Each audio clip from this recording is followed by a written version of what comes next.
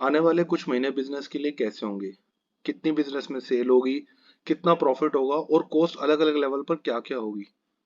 इसके लिए जो मॉडल बनाया जाता है उसे हम कहते हैं फोरकास्ट मॉडल। और ये फाइनेंशियल मॉडलिंग का एक बहुत इंपॉर्टेंट पार्ट है। तो आइए आज इसी को डिस्कस करते हैं। Hello everyone, this is Vikas many, आप देख रहे हैं ओएन स्टडी सर्कल। आज की इस वीडियो का टॉपिक है फाइनेंशियल मॉडलिंग एंड एनालिसिस, जिसमें हम बात करेंगे financial modelling for forecast model के बारे में। इसमें देखेंगे सेल की फोरकास्टिंग कैसे की जाती है, कैपेसिटी प्लानिंग प्रोडक्शन फोरकास्ट के साथ कैसे की जाती है, rejection discount and wastage planning कैसे होती है, कॉस्ट और उसे अलग अलग एंगल से कैसे एनालाइज करते हैं, प्रॉफिट एनालिसिस विद रीजनिंग कैसे होता है। ये सारे पॉइंट इस वीडियो में कवर करेंगे। Let's start the video. सबसे पहले बात करते हैं सेल्स फोरकास्टिंग कैसे की जाती है। इसके लिए देखिए, इस चार्ट को समझते हैं, इस प्रेजेंटेशन को समझते हैं। यहाँ लिखा हुआ है की प्रोडक्ट्स, मतलब जैसे देखिए टोटल 6 प्रोडक्ट्स हैं और ये 6 प्रोडक्ट टोटल सेल का अगर हम देखें तो 83% वैल्यू कैरी करते हैं। मतलब बाकी सभी प्रोडक्ट जो है, मान लीजिए कंपनी 60 प्रोडक्ट्स में डील करती है, तो सिर्फ ये 6 प्रोडक्ट 83% वैल्यू कैरी करते हैं। तो जब सेल फोरकास्टिंग की जाती है तो की प्रोडक्ट्स पर हाईली फोकस किया जाता है, जिससे कंपनी को मैक्सिमम वैल्यू मिलती है। बाकियों को अदर्स में शो किया हुआ है, जैसे 17% है और टोटल मेंशन है यहाँ पर जैसे 100%। तो इसमें देखेंगे करंट सेल्स मिक्स, कि अभी लास्ट मंथ लास्ट क्वार्टर कौन सा प्रोडक्ट कितनी यूनिट्स उसकी सेल हो रही थी। यहाँ उनका रेट है, डीलर रिटेलर का रेट, और यहाँ एवरेज रेट। डीलर रेट क्या होता है? डीलर का मतलब होता है जैसे फॉर एग्जांपल कोई बल्क में कंपनी से यूनिट्स खरीद रहा है और उसको आगे वो खुद शॉप्स में अपने डिस्ट्रीब्यूशन चैनल के थ्रू प्रोवाइड कर रहा है। रिटेलर क्या होता है? जैसे शॉप्स है, कंपनी खुद शॉप्स पर अपना सामान डिप्लॉय कर रही है, तो वो होता है रिटेलर। एवरेज करके आपका एक बिलिंग रेट बन गया जो कॉमन रेट है। और फिर इससे टोटल वैल्यू निकल आई, जैसे 25 × 50,000 टोटल कितनी वैल्यू मिल रही है एक प्रोडक्ट से। और यहाँ अगर हम देखें जो अदर्स है, वो सिर्फ 17% वैल्यू कैरी करता है। ये सिर्फ 6 प्रोडक्ट्स जो है, टोटल बिजनेस की जितनी सेल हो रही है उसका 83% कैरी करते हैं, तो इस पर हाईली फोकस किया जाएगा। अब ये जो 50,000 यूनिट्स हैं, इसमें 40% जो है डीलर खरीदता है, 60% रिटेलर खरीदता है। ऐसे ही 50,000 इंटू 40%, तो यहाँ उनकी यूनिट्स आ गई, यहाँ परसेंटेज थी, यहाँ यूनिट्स आ गई। और उसके बाद अगर आप देखें तो जनरल ग्रोथ मतलब हर साल कंपनी कितनी सेल में ग्रोथ एक्सपेक्ट करती है।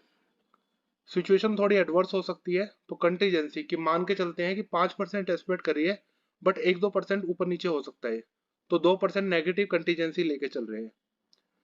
ए प्रोडक्ट में और ई प्रोडक्ट में रेट बढ़ाया है मान लीजिए, तो रेट बढ़ाने से सेल कम होती है, तो यहाँ -5%, यहाँ -10%। तो टोटल नेट ग्रोथ कितनी हो रही है? अब यहाँ देखिए किसी प्रोडक्ट में पॉजिटिव है 3%, 3%, 3%, यहाँ नेगेटिव है, यहाँ भी नेगेटिव है। तो यहाँ टोटल में आप देख पाएंगे 0.01% ग्रोथ। मतलब कुछ खास ग्रोथ नहीं हुई है, ना नेगेटिव है ना पॉजिटिव है, ऑलमोस्ट निल है।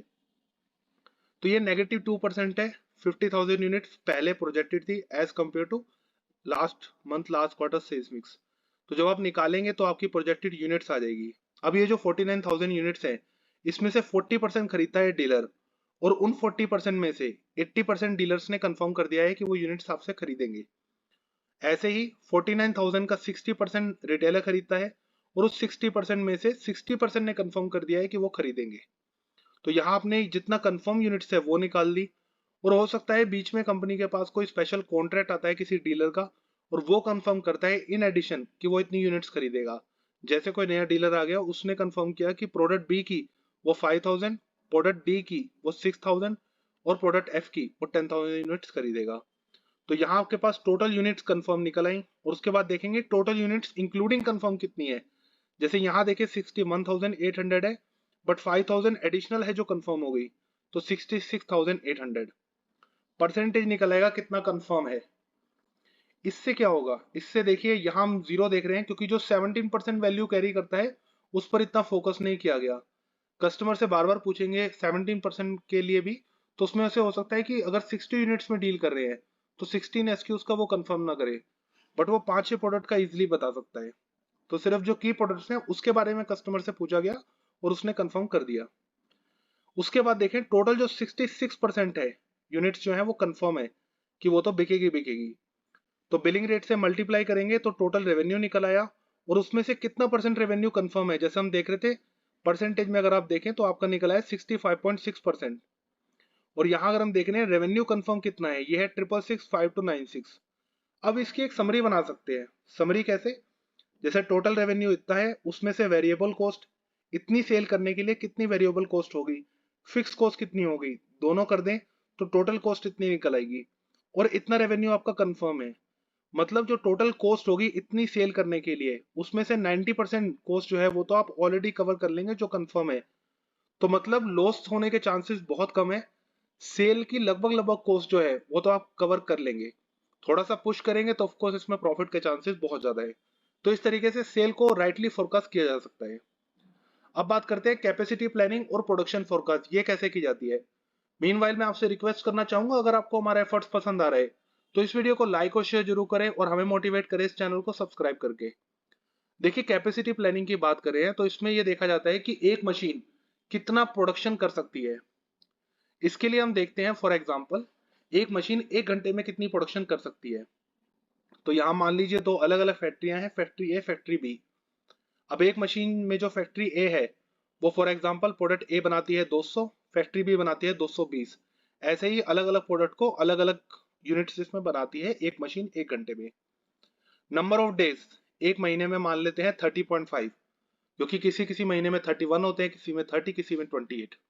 तो on an average 30.5 number of days हैं एक महीने में। एक दिन में घंटे होते हैं 24। रेस्ट और सेटअप टाइम, क्योंकि मशीन को आप 24 घंटे चलाएंगे ऐसा पॉसिबल नहीं है, थोड़ी देर आपको रेस्ट देना पड़ेगा। और एक मशीन को जब आप दोबारा चलाते हैं तो उसको रीस्टार्ट करने में थोड़ा टाइम लगता है। तो पूरे दिन में रेस्ट और सेटअप टाइम कितना हुआ, मान लीजिए रेस्ट टाइम था 2 घंटे, सेटअप टाइम है 3 घंटे, टोटल हो गया 5 घंटे। तो एक्टिव एक दिन में मशीन कितने घंटे चल रही है, 19 घंटे। तो एक दिन में 19 घंटे चल रही है और टोटल महीने में दिन है 30.5। तो कितने घंटे चलेगी, तो आप 19 इंटू 30.5 करके टोटल घंटे निकाल सकते हैं कि एक मशीन एक महीने में कितने घंटे चलती है। अब एक मशीन एक घंटे में प्रोड्यूस करती है 200, जैसे हम प्रोडक्ट ए देख रहे हैं, तो 579.5 घंटे में कितना प्रोड्यूस करेगी। तो इस तरीके से ये निकल आएगा कि कितना प्रोड्यूस एक्चुअली कर सकती है। यहाँ इनकी आरएम कॉस्ट है, यहाँ फिर उसके बाद टोटल सेल निकल आई कि सेल कितनी एक्सपेक्टेड है, कि इस प्रोडक्ट की कितनी सेल हो सकती है। फैक्ट्री रिजेक्शन से रिवर्स करेंगे तो निकल आया कि कितनी प्रोडक्शन करने की जरूरत है। उसके बाद देखें ट्रांसपोर्ट कॉस्ट ऐड करेंगे, तो आरएम और ट्रांसपोर्ट कॉस्ट दोनों ऐड करेंगे। तो इसमें क्या होगा, इसमें से जो लोएस्ट कॉस्ट होगी उसको सिलेक्ट करेंगे। जैसे अगर आरएम और ट्रांसपोर्ट दोनों को सिलेक्ट करें तो इसमें हम देख पाएंगे कि फैक्ट्री ए में अगर प्रोडक्ट ए बन रहा है तो वो चीप पड़ रहा है। ऐसे ही प्रोडक्ट सी और प्रोडक्ट एफ, ये अगर फैक्ट्री ए में पहले बनते हैं तो वहां हमें सस्ता पड़ेगा। तो इस तरीके से 100% वहां यूज करेंगे जहां मैक्सिमम बेनिफिट है, रिमेनिंग बैलेंस दूसरी फैक्ट्री में शिफ्ट कर देंगे। तो 100% यूज करा, उसके बाद जो बैलेंस था वो शिफ्ट कर दिया दूसरी फैक्ट्री में। तो उस हिसाब से आपने क्या देखा, आपने देखा 100% कैपेसिटी यूज की है। जहां जहां 100% कैपेसिटी यूज थी आपने उसको मार्क कर लिया, एक अलग कलर से डिनोट करा कि ये अब कैपेसिटी फुली कंज्यूम हो चुकी है। और जहां अभी पेंडिंग है वहां आपने ब्लू दिखाया कि ये अभी रेडी टू यूज है, आप और यूज कर सकते हैं। बट यहाँ देखिए सिर्फ 1% कैपेसिटी यूज हुई है, इतना कम क्यों? क्योंकि यहाँ देखिए सेल ही बहुत कम है। टोटल जो प्रोडक्शन की रिक्वायरमेंट थी वो थी 93,000 यूनिट्स, लगभग लगभग 93,264। बट एक्चुअल में इसकी कैपेसिटी ज्यादा है, तो अभी इसकी इतनी सेल नहीं है, इस वजह से इसकी कैपेसिटी अभी कम है, अदरवाइज इसकी बढ़ सकती है। और यहाँ आप टोटल करेंगे तो टोटल में आप देख पाएंगे फैक्ट्री ए जो है वो 60% कैपेसिटी पर काम कर रही है, फैक्ट्री बी 78% कैपेसिटी पर काम कर रही है। तो इस तरीके से ये देखा जाता है कि जहां की कॉस्ट कम पड़ रही है वहां मैक्सिमम प्रोड्यूस करेंगे और रिमेनिंग बैलेंस शिफ्ट कर देंगे दूसरी फैक्ट्री में। तो इस तरह से कैपेसिटी प्लानिंग के साथ ये प्रोडक्शन का फोरकास्ट किया जाता है कि प्रोडक्ट बनाएंगे तो किस फैक्ट्री में बनाएंगे, बाकी रिमेनिंग बैलेंस किस फैक्ट्री में शिफ्ट करेंगे। अब देखते हैं रिजेक्शन, डिस्काउंट और वेस्टेज प्लानिंग ये कैसे की जाती है। इसके लिए देखिए हम अलग अलग प्रोडक्ट्स को देखते हैं। अब मान लीजिए एक प्रोडक्ट जो है वो अलग अलग लोकेशन में सेल होता है। हम बात करते हैं प्रोडक्ट ए की। अब मान लीजिए ये 3 लोकेशन में सेल होता है, लोकेशन ए बी और डी। यहाँ इनके मार्केट रिजेक्शन है। प्रोडक्ट ए की मार्केट रिजेक्शन है लोकेशन ए में 5%, 6% और 5.5% लोकेशन डी में। Billing rate on an average इसका है 20। और अगर हम बात करें डिस्काउंट की, क्योंकि अगर डीलर को सामान बेचते हैं तो उसको कुछ डिस्काउंट देना पड़ता है ऑन अबव मार्केट रिजेक्शन। तो यहाँ डिस्काउंट दे रहे हैं 6% का, यहाँ 9% का, यहाँ 5% का। तो रिजेक्शन और डिस्काउंट दोनों को जब एडजस्ट करेंगे अब जैसे बिलिंग रेट है, बिलिंग रेट का 5% ये आपकी कॉस्ट हुई क्योंकि मार्केट रिजेक्शन है, और फिर बिलिंग रेट में आप 6% का एडिशनल डिस्काउंट भी दे रहे हैं। दोनों को ऐड करेंगे तो ये आपकी कॉस्ट निकल आएगी। कंपनी की जो भी डिस्काउंट दे रही है, चाहे वो रिजेक्शन है या डिस्काउंट है, वो कंपनी के लिए कॉस्ट है। तो रिजेक्शन और डिस्काउंट की टोटल कॉस्ट निकल आई। अब ये जो 20 है उसमें से हम माइनस कर दें 2.23, 2.19, तो यहाँ आपके पास नेट बिलिंग रेट निकल आया कि कंपनी को कितना एक्चुअल में बिलिंग रेट मिल रहा है।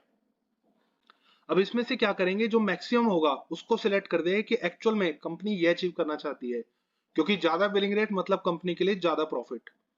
तो जो सबसे ज्यादा है उसको हाईलाइट करेंगे जैसे ब्लू से कि ये कंपनी चाहती है 17.8, 10.9, 28.2, ऐसे हम देख रहे हैं। बट जो लोएस्ट होगा उसको रेड कलर कर देंगे कि ये लोएस्ट क्यों है, इसको अप करें। क्योंकि लोएस्ट को जब अप करेंगे, अगर ये 17.0 है, इसको अगर 17.8 कर देंगे तो इसका सीधा इम्पैक्ट प्रॉफिट पे पड़ेगा। तो एक ही प्रोडक्ट जो है अलग अलग लोकेशन पे इतना डिफरेंस क्यों है, ₹0.80 का। तो इसको कंसिडर करेंगे और इस पर फोकस करेंगे कि इस प्रोडक्ट में इस लोकेशन पर फोकस करना है। इससे आप क्या कैलकुलेशन कर सकते हैं, मान लीजिए इतनी प्रोजेक्टेड सेल है, लोकेशन वाइज सेल हमारे पास अवेलेबल है। पहले इसको स्टैंडर्ड बिलिंग रेट जो भी आपका यह है 17.8, 17, 17.8 नेट बिलिंग रेट जो है उससे मल्टीप्लाई करेंगे तो आपके पास टोटल सेल वैल्यू निकल आएगी लोकेशन वाइज भी। बट यहाँ हमने सेट किया था स्टैंडर्ड 17.8। मान के चलते हैं अगर 17.8 ही रेट पर हम सामान बेचते हैं सभी लोकेशंस में, तो कितनी हमारे पास सेल वैल्यू जनरेट होगी, तो यहाँ निकल आएगा कि इतनी सेल वैल्यू 249, 2000। कितना इसमें बेनिफिट हुआ, यहाँ देखिए 244 था, यहाँ 249 है, तो 1.82 का बेनिफिट मिला। तो ऐसे अगर हम टोटल में देखें तो 2.41 का बेनिफिट मिला। अब ये क्या बताता है, मान लीजिए 100 रुपए मिलते थे एक प्रोडक्ट को बेचने पे, अगर बिलिंग रेट रिवाइज कर देंगे, इस टारगेट को अचीव कर लेंगे, तो 100 रुपए की जगह 102.41 मिलेंगे, लगभग लगभग 103 रुपए। अब मान लीजिए कॉस्ट है बिजनेस की 60 रुपए, तो जहां 40 रुपए का प्रॉफिट होता था वहां 43 रुपीज का प्रॉफिट होगा। और ये फिगर मिलियन बिलियन में भी हो सकती है। तो इस तरीके से आप देख सकते हैं कि अगर टारगेट स्टैंडर्ड रेट लेते हैं तो उसका कितना बेनिफिट होगा, और ये प्रेजेंटेशन आप मैनेजमेंट को दे सकते हैं। अब बात करते हैं कॉस्ट और उसके साथ एनालिसिस कैसे किए जाते हैं। सबसे पहले इसमें बात करते हैं कुछ फिक्स कॉस्ट की, जैसे फैक्ट्री ओवरहेड्स की बात करते हैं। फैक्ट्री ओवरहेड्स में रिपेयर मेंटेनेंस, डेप्रिसिएशन, साथ में वेजेस ले लिया है, जैसे सुपरविजन, सुपरवाइजर की सैलरीज है, तो टोटल कॉस्ट निकल आई। EU production, equivalent unit of production, per unit cost कितनी निकल आई इसमें हम देख रहे हैं। तो देखिए पर यूनिट कॉस्ट जो है करंट मंथ में 14.3, 13.5 और 15। लास्ट ईयर से कॉस्ट जो है वो कम है, बट अगर लास्ट मंथ से देखें तो ज्यादा है। ऐसा क्यों हुआ, क्योंकि प्रोडक्शन लास्ट मंथ से इंक्रीज किया है 13% से। 13% एक्स्ट्रा प्रोडक्शन करने के लिए 19% से कॉस्ट बढ़ी है। और उसमें अगर हम देखें 25% से जो वेजेस, जो सुपरविजन की कॉस्ट है, वो बहुत ज्यादा है। ज्यादा प्रोडक्शन करने के लिए ऑफ कोर्स मशीन को ज्यादा चलाया होगा, तो रिपेयर एंड मेंटेनेंस का खर्चा भी ज्यादा हुआ। ज्यादा खर्चा हुआ, ज्यादा उसको यूज किया, तो डेप्रिसिएशन हो सकता है थोड़ा ज्यादा हो। तो ये जस्टिफाइबल है, बट ये जो सुपरविजन के चार्जेस 25% से जमा है, इसको देखा जा सकता है। तो इस तरीके से आप हाईलाइट कर सकते हैं, एक समरी प्रेजेंट कर सकते हैं। एडमिन के खर्चे की अगर बात करें, डेप्रिसिएशन बढ़ा है अगर हम बात करें लास्ट ईयर से 20% से। और यहाँ देख रहे हैं रिपेयर एंड मेंटेनेंस, उसका खर्चा कम हो गया है। ऐसा क्यों है, इसका जस्टिफिकेशन आप मेंशन कर सकते हैं कि न्यू ऑफिस इक्विपमेंट, मान लीजिए कंपनी की पॉलिसी है कि वो हर साल ऑफिस के इक्विपमेंट जो है वो रिसाइकिल करती है, उसको नए इक्विपमेंट खरीदती है। तो नए इक्विपमेंट खरीदे तो उससे क्या हुआ, कॉस्ट बढ़ गई, 20% आपका एडिशनल इसमें डेप्रिसिएशन आ गया।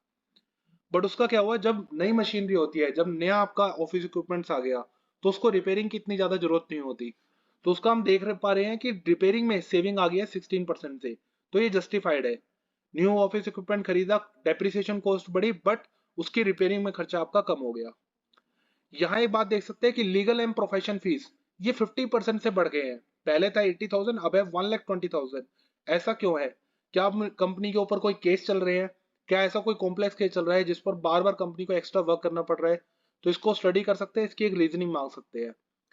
कॉस्ट को मार्जिन के साथ कैसे एनालाइज करें, इसके लिए स्ट्रक्चर को देखते हैं। अब मान लीजिए 5 प्रोडक्ट है, ये उनका बिलिंग रेट है, करंट में कितना था, लास्ट महीने में कितना था, डीलर रिटेलर दोनों का मिक्स करके ऑन एन एवरेज कितना बिलिंग रेट बना। मार्केट रिजेक्शन है करंट और लास्ट मंथ की, और ये टोटल कॉस्ट है करंट और लास्ट मंथ की। तो इससे आप मार्जिन निकाल लेंगे, बिलिंग रेट में से मार्केट रिजेक्शन हटाएंगे, कॉस्ट को माइनस करेंगे, मार्जिन निकल आएगा। Margin in relation to billing rate आप निकालेंगे, आपके पास मार्जिन परसेंटेज आ जाएगी। अब पिछले महीने से कितना इंक्रीज डिक्रीज हुआ आप माइनस करके निकाल सकते हैं। अब सिर्फ मार्जिन के इंक्रीज डिक्रीज होने से ये नहीं कह सकते कि कंपनी के लिए लॉस मेकिंग है या प्रॉफिटेबल है। अब जैसे हम देख रहे हैं कि 20% प्रोडक्ट सी में डिक्रीज है, तो ऐसा नहीं है, इस पर मैनेजमेंट को हाईली फोकस करना चाहिए। क्योंकि अगर हम देखें percentage of total sale value जो है उसका सिर्फ 2% है प्रोडक्ट सी, तो इस पर इतना ज्यादा फोकस करने की जरूरत नहीं है। जो कंपनी के मेजर सेल वैल्यू वाले प्रोडक्ट है, जिस पर कंपनी को सबसे ज्यादा सेल में वैल्यू मिलता है, रियलाइजेशन मिलता है 30%, वो हमारा प्रॉफिट में है, 5% से ज्यादा फायदा है। 40% वाले में भी फायदा है, 23% वाले में भी फायदा है। तो ऑन एन एवरेज जब इसका वेटेड एवरेज करेंगे तो कंपनी को एक्चुअल में फायदा हो रहा है मार्जिन में 6.23। इसका फॉर्मूला इसको समझाने के लिए आप मेंशन कर सकते हैं कि percentage of sale multiply by increase decrease in margin, इसका वेटेड एवरेज निकाल सकते हैं और ये समरी आप मैनेजमेंट को प्रेजेंट कर सकते हैं। उसके साथ ही आप बात करते हैं प्रॉफिट एनालिसिस विद रीजनिंग, ये कैसे देते हैं। इसमें देखिए सबसे पहले आप परसेंटेज में डिनोट करेंगे एक्सपेंसेस को। जैसे नेट सेल वैल्यू जो है वो 100% है, बाकी सारे जितने भी एक्सपेंसेस है वो in relation to net sale percent है। जैसे रिजेक्शन 5.6, 2% और टोटल 100% नेट सेल, तो ऐसे आपका ग्रोस सेल निकल आया 107.6। Raw material, power and fuel, labour, overhead, ये सारे खर्चे हटाएंगे, ग्रोस मार्जिन निकल आया। उसके बाद एडमिन, सेलिंग, डिस्ट्रीब्यूशन, ये कुछ फिक्स खर्चे हैं, ये हटाएंगे। फिक्स में से जैसे डिस्ट्रीब्यूशन जो है ये सेल वॉल्यूम के ऊपर डिपेंड करता है। उसके बाद नेट मार्जिन निकल आया। अब इसको कैसे प्रेजेंट करें। अब देखिए अगर हम देखें लास्ट मंथ से सेल इंक्रीज हुई है 20% सेल वैल्यू की अगर हम बात करें, और लास्ट क्वार्टर से 33% में इंक्रीज है। तो सेल बढ़ने से क्या होता है, सेल बढ़ने से जो ओवरहेड है वो कम हो जाते हैं, क्योंकि ओवरहेड है 100। अगर आप 100 यूनिट सेल करेंगे तो 1 रुपी पर यूनिट ओवरहेड है, बट वही अगर 200 यूनिट सेल करेंगे तो वही 0.5 रुपीज पर यूनिट हो जाएगा। तो जितनी ज्यादा सेल होती है overhead percentage to net sale उतना ही कम हो जाता है। यहाँ हम देख रहे हैं सेल बढ़ी है, इस वजह से ओवरहेड जो है पहले था 4%, फिर 3.5 और फिर 3। ऐसे ही अगर हम देखें एडमिन भी ओवरहेड है, क्योंकि उसका सेल बढ़ने या कम होने से फर्क नहीं पड़ता, तो इसमें भी सब्सटेंशियल फर्क आया है।